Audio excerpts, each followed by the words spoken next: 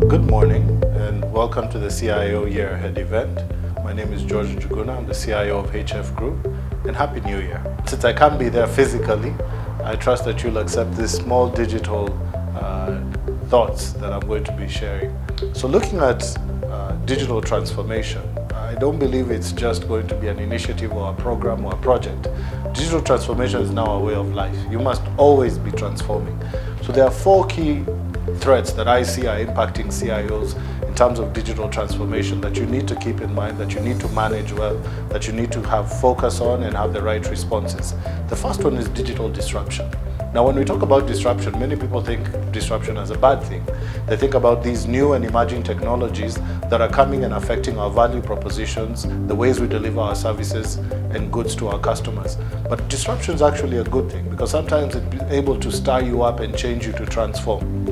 It's an accelerator for digital transformation. If you can take those technologies and leverage them the right way, you can actually be able to make a difference and, as I've been told by popular term, move the dial. But digital disruption is not just about new and emerging technologies. It could be existing technologies that we've had in the last 3 years, 4 years, 5 years, but people discovering new ways of using them as leverage in their industries. And then the next topic actually is cybersecurity. I'm sure many of you have seen some of the articles in the last 1 week, 2 weeks that are talking about banking frauds and what's happening in the industry in terms of cyber threats. And one key thing to note is that as much as some of these threats are coming from outside, there's actually the role of the internal players in the organization. The HR teams, the IT teams, the CIOs, and everybody who's involved in terms of bringing in staff members into the organization, motivating them and driving them towards the right focus instead of distraction. So a lot of the things that are happening within our markets, especially in my industry of financial services, are not just being done by these external people sitting in some faraway countries. There's a lot of collaboration that's happening between those players and the players you have in your institution. The third thing I believe is regulation. GDPR and any data protection regulation that's coming into play in 2019 or from 2018 is surely meant to affect what you're doing. As you look at engaging with customers, getting their data, security for the customer and data privacy plays a very central role. In Kenya, we're talking about the data privacy law, and it's not yet in play, but key players in this industry have already applied themselves to give insights and to give some guidance to the legislators as they contemplate and frame this law to ensure that as much as it's meant to protect the consumers, it doesn't also negatively impact our transformational agendas and ways in which we intend to leverage data to move the dial. The next thing that we need to apply ourselves is actually talent. When we look at talent from the element of digital, it's actually, there's a shortage. How many people were ever trained in some of these things that we talk about? Even data science, even look at DevOps, look at AI and big data and blockchain. How many people have actually gone to school about it? So there's a talent scarcity, and it's our role to understand that that is a key threat to us being able to move our digital transformation agendas and see how we're going to work with internal teams to train them and attract the best in the industry, but also attract them into an environment where they're willing to stay, but not just come and do a few things and leave to the next player because of the shortage. So internally, you also need to be quite bold and quite honest with yourself about the challenges you face. When I looked at my institution, the environment that I lead from a technology and operations perspective, 3 things stood out. One is legacy. Now, legacy at times you might think it's things from 10 years and 5 years ago, but certain things that you may have even gotten into 3 years ago have become legacy if they are not well fine-tuned and well orchestrated and architected to fit in the digital transformation agenda. What do you do with that legacy? And more concerning is not just the legacy technology that perhaps has not yet even been written off because of decisions you may have made or other people who are sitting in your shoes before you. But then you also have legacy processes, legacy policies, and legacy people in terms of the way they think.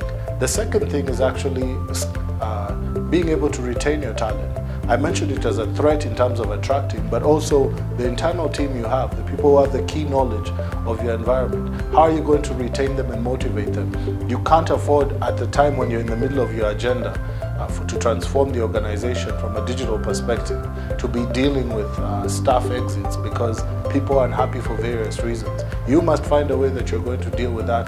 The last thing is actually costs. There's resource constraints in every single institution. It doesn't matter if you have a 5 billion or 5 million shilling or 50 million shilling IT budget. Resource constraints will continue to bite us. If we look at the economy and the challenges that are being experienced by many of the players, especially the small and medium enterprises, the shrinking of margins by even large corporate players, the declaring of losses and profit warnings, it just tells us that how we use resources is going to be a key component of our success this year. You may not have your budget entirely slashed, but you will continuously be asked to do more with less. Now, if I look at your digital ecosystem, at the very heart of it has to be your digital platform and your digital transformation agenda, and everything needs to revolve around that. So key is really to ensure that this digital customer needs a 24/7 IT monitoring and operation center. It's not the days where customers need to wait for tomorrow morning to be served or after the weekend for their transactions to be reversed or issues to be resolved are behind us. If you're going to be a player to contend with in the digital world, you need to ensure that your operations are being monitored, not just monitored by people, but the right systems are in place to be able to raise alerts and events that can be quickly addressed and service restored optimally as quickly as possible. The next thing is data. Data insights. How much data do you have in your institution? How much data are you using?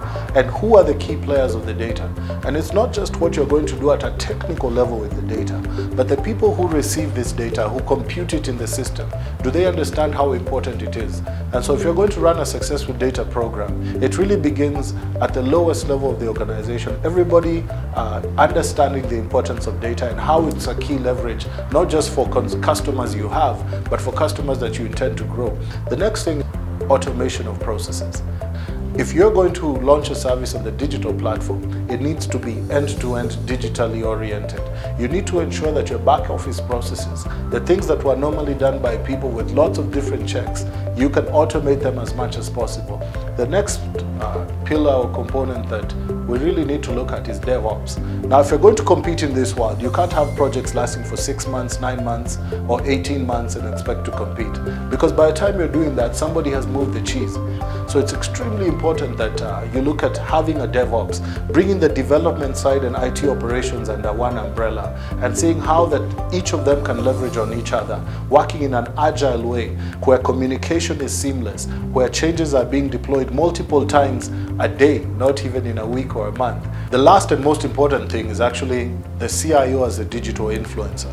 Now, when I talk about an influencer, it's not just somebody who sits behind and is influencing on social media. I'm actually talking about you, the CIO, whether it will be on social media, but more importantly, personally being able to sell your agenda, not just to your team or your colleagues, but being able to sell it to other stakeholders, like your customers, like the market, like your board, your shareholders. How well can you communicate your digital transformation agenda and get buy-in? The CIO sits at the top of this digital transformation agenda as the key influencer of change in his organization in the market.